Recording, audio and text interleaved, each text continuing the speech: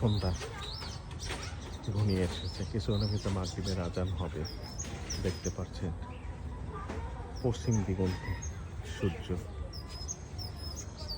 পশ্চিম দিগন্তে সূর্য ডুবে যাচ্ছে। আস্তে আস্তে সূর্য কীভাবে ডুবে যাচ্ছে।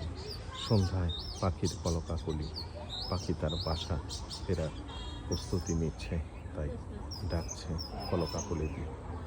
কাগজি লেবু, এই লেবুটা এখনো খাওয়া হয় না, এই বছর প্রথম এই লেবুটি আমার সংগ্রহশালায় হয়েছিল। এর আগে একটা কাগজি লেবু ছিল, দীর্ঘ কয়েক বছর পরে ফল দেওয়ার পরে এইগুলি মরে গিয়েছে গাছটা, আবার নতুন করে এনেছি এই লেবুটি।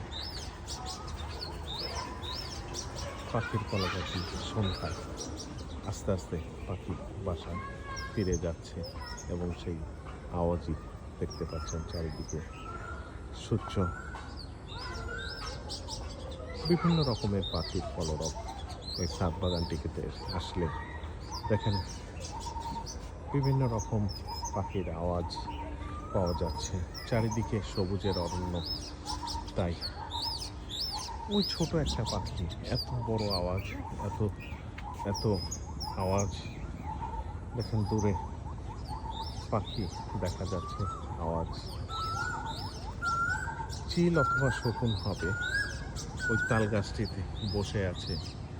চিল, এই যে দেখতে পাচ্ছেন চিল অথবা চিল হতে পারে, দুইটা চিল তাল গাছটিতে বসে আছে দেখতে পাচ্ছেন। হয়তো বা রাত্রে এখানেই থাকবে কিনা জানি না। কোকিলের আওয়াজ, কুহু কুহু ডাক এবং পাখির কিচিমিচির। সন্ধ্যায় ফিরে যাচ্ছে পাখিগুলি তার বাসায় অথবা যেখানে থেকে থাকে সেখানে। ধন্যবাদ দেখার জন্য ছাদ বাগান থেকে